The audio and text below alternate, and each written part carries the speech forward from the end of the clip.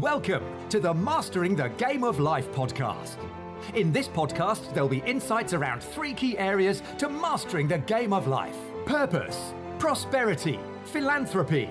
Your host, Paul Lowe, the third sector mentor, is the founder of Hearts Global CIC, which along with many other of his charitable commitments has been responsible for positively impacting thousands of people's lives, particularly young people from disadvantaged communities. Author of Mastering the Game of Life, From Pain to Purpose, and Speaking from Our Hearts books. Introducing your host, Paul Lowe. Welcome, listeners.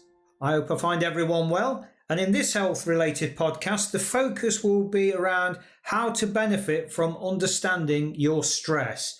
And to help us gain these insights is Jane McGrath. Jane, welcome. Thank you very much, Paul. No problem. And let's start, if we may, by giving us an insight into how we may benefit from understanding stress. Right. Stress is a word that has been used for a long time. People on television, films and stuff, they use it as a means of getting noticed, I think, because it is a very strange concept to some people, and it has been, as I say, it's been used for every types of anxiety or anything else we may have in different parts of life. Intensive research over recent years has discovered there are different levels of stress. The best thing you can do for your mental and physical well-being is to develop a healthy relationship with it. And that starts with learning what it is, what triggers it, and how to manage it. On the lowest level, which is acute stress, it's the most common form, and it's experienced in the short term. It won't affect your long-term health, whereas the highest level, which is chronic, can wreak havoc on your mind and body, often going undetected. Over time, it begins to weigh you down, both physically and mentally, so you need to visit your GP for referral. Just an idea, and I hope everyone doesn't say that they've got all these at the same time. Some symptoms of stress: headaches, fatigue, stomach pains, tense aching muscles, emotional distress such as anxiety, irritability, feeling overwhelmed and out of control, and difficulty focusing. It becomes a problem when you experience a variety of symptoms over an extended period of time. Prolonged stress can damage your immune system, but the good news is it's never too late to learn how to manage stress and help it reverse its negative impact. When you try to fight it or ignore it, you only increase it. But by turning stress from negative to positive, there are great benefits to be had.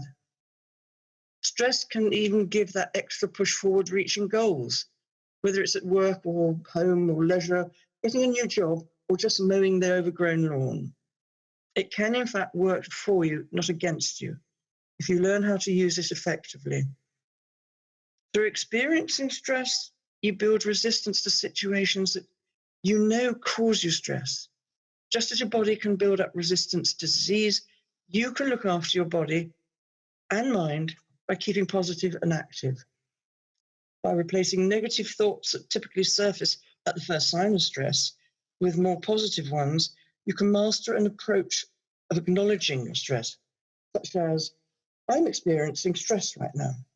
I know or don't know why, but I'm thinking how best to use it to solve a problem or reach a goal. How can I make stress work for me? This is where my mindset triggers possible solutions.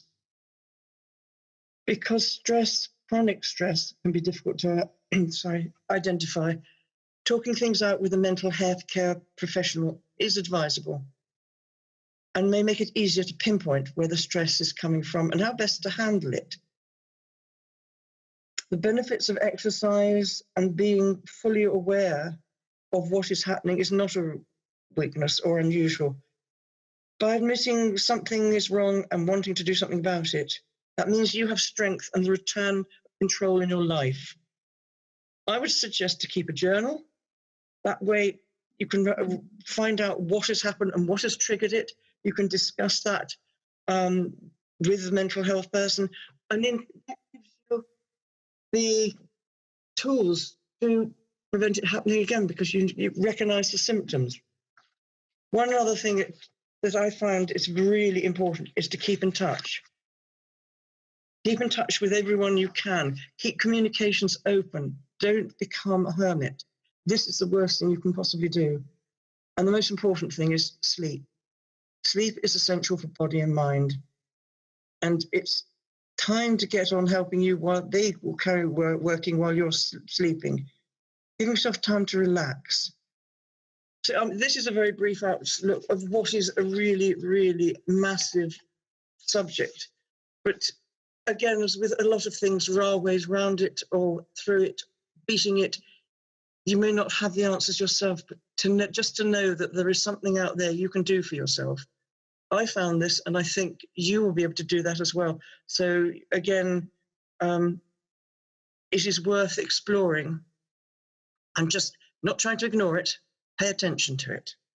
There's two words, Jane, listening to you there that have come to my mind that encapsulate what you've just said. The first one that really came through loud and clear and consistent was awareness. It's about being self-aware, isn't it, of what's going on in your world, almost kind of stepping back outside yourself and observing yourself. What are you thinking? What are you feeling? Because it's very difficult to do that, obviously, when you're immersed so deeply within yourself.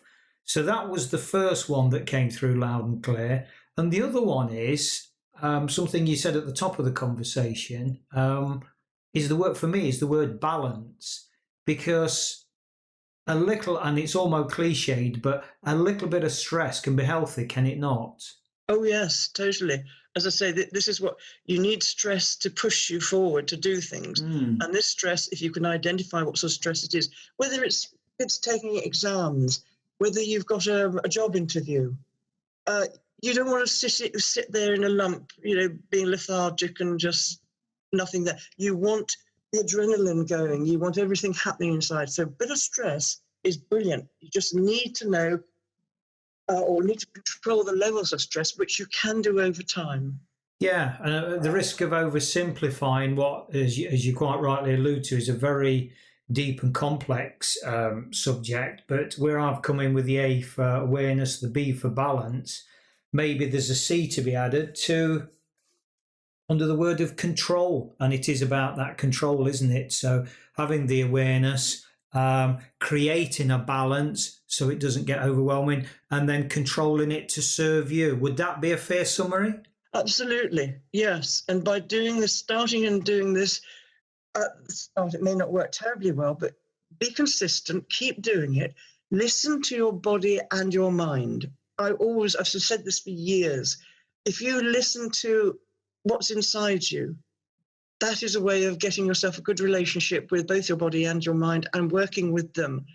It's like actually you get to know someone and you become great friends. This is what you want to do with your mind and your body. And that way you can then, whatever happens to you, whatever life throws at you, however decimating, there is a way around it, or as I like to say, straight through it, bulldoze straight through it, and you come out the other side and you are in control again.